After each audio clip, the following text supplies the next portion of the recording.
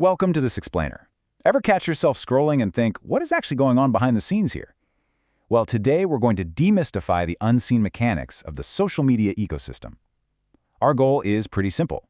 We want to equip you and the older adults in your life with the knowledge to navigate the digital world safely, confidently, and with your eyes wide open. We're going way beyond surface-level scrolling to look at the data, the psychology, and the hidden systems currently at play. Here's our roadmap for today. We'll start with the social media shift, move behind the algorithms, check out moderation and targeted ads, learn how to spot deceptive designs, uncover disinformation and FIME, and finally, build a solid digital safety toolkit for seniors. All right, let's jump right into Section 1, the social media shift, a tale of two generations. Now, take a look at this incredibly stark contrast. Did you know 51% of young people aged 16 to 18 now trust TikTok as a reliable news source? That's wild, right? They rely heavily on influencers. These are internet personalities who build really deep parasocial trust with their followers. But we've got to understand that this trust is a massive business. Influencers engage in brand partnerships, product gifting, and they get direct financial incentives. They're essentially blurring the line between an authentic, off-the-cuff opinion and a paid performance. Knowing how to distinguish a genuine recommendation from a sponsored post, that's a critical digital survival skill today. On the flip side of this, over 60% of senior citizens in the Nordic and Baltic regions lack basic digital skills. So while younger folks are totally immersed in this influencer economy, a lot of seniors are just being forced to adopt technology to access basic services and avoid isolation, often completely lacking the foundational digital literacy to protect themselves. This generational divide actually perfectly illustrates a much broader societal impact. Take this quote from media theorist Mark Andrejevic. He points out that customized news feeds, the exact same feeds pushing content to both the youth and newly online seniors, don't just shape what products we buy. They actually weaken the shared reality that binds our communities together. When every single person gets a highly personalized version of reality, specifically optimized for their own biases, our shared communities begin to fracture, and that's exactly what drives increased polarization. So how exactly are they doing this? Let's move to Section 2. Behind the algorithms, the hidden machinery of curation.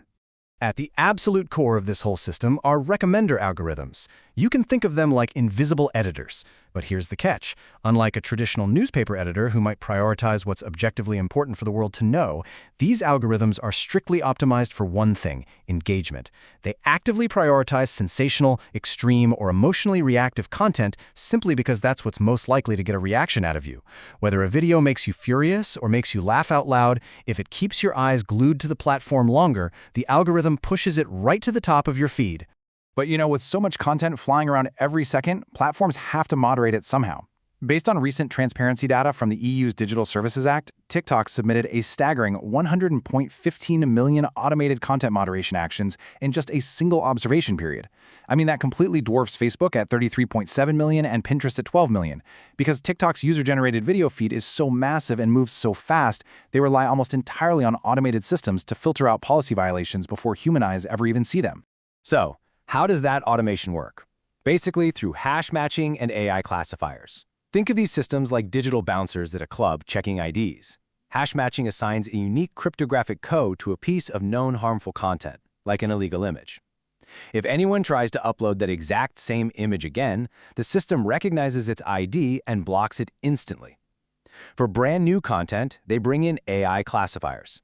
These are systems trained on massive datasets to predict if a new video or text post breaks the rules. They're out there rapidly filtering millions of posts at a scale human reviewers simply could never match.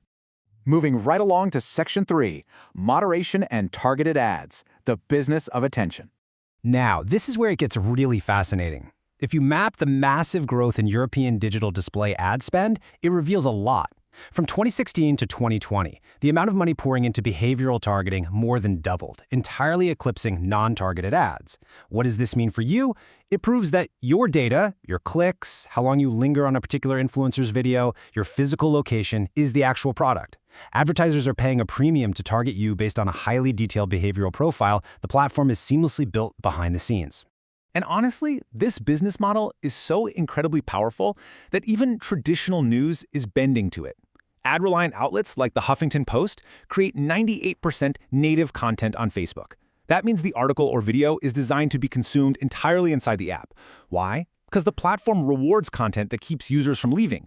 Conversely, a subscription-based outlet like the Wall Street Journal, they only use 3% native content because their whole goal is to drive you back to their own website. The platform's algorithm literally dictates the format of the media we consume. This is also exactly why influencers are so heavily incentivized to do their brand partnerships and product drops directly within the app. It keeps you watching, and it keeps that ad revenue flowing directly into their pockets and the platforms. Which naturally leads us to Section 4, Spotting Deceptive Designs, Traps, and Tricks. It's a question we've all probably asked ourselves or our friends. Why on earth do we overshare online? Well, it's absolutely vital to recognize that when we hand over too much personal data, it is rarely an accident. We aren't just being careless. Often, the system itself is actively designed to trick human psychology and nudge us into sharing way more than we intended. The European Data Protection Board guidelines specifically call these deceptive design patterns. You've got emotional steering, where platforms use motivational language or serious FOMO, like an app saying, "Hey, lone wolf, share your location to connect with friends," basically trying to make you feel bad for valuing your privacy. Then there are misleading actions. Ever clicked "No thank you" to sharing a post, only to realize it published it anyway? Yep, that's intentional. And let's not forget information overload, where they hit you with so many complex menus during sign-up that you just click "Accept all" out of pure exhaustion. Come on, we've all been there. They are literally leveraging our own cognitive biases against us.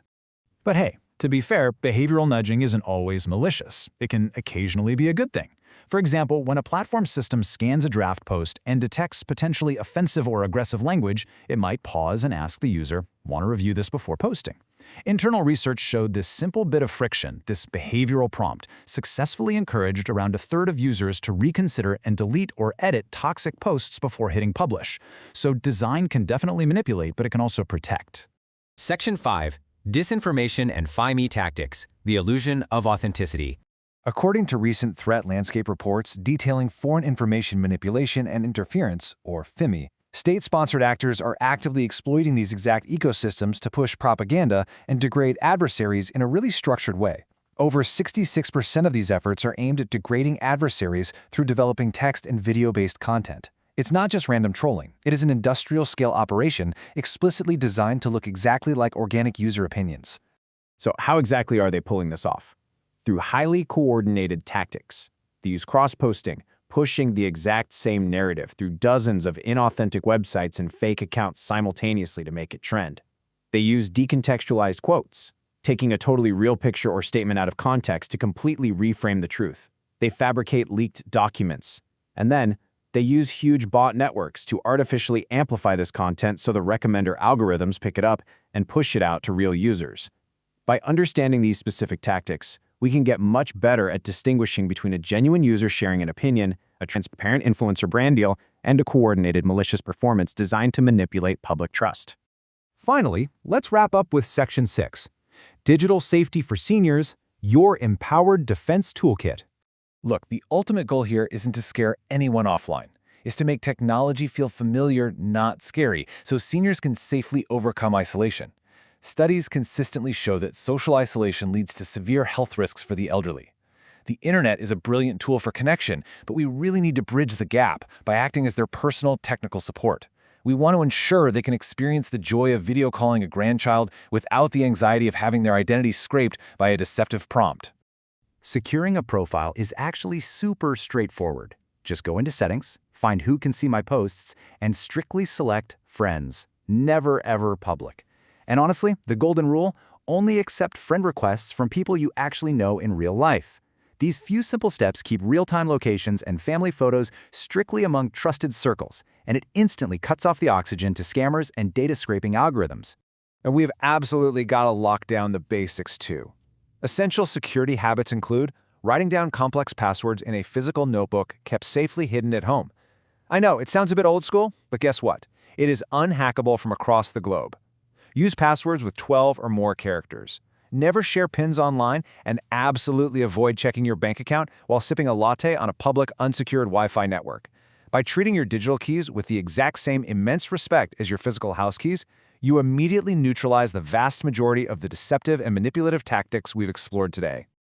I'll leave you with this final thought to really consider the next time you or your loved ones open a social media app.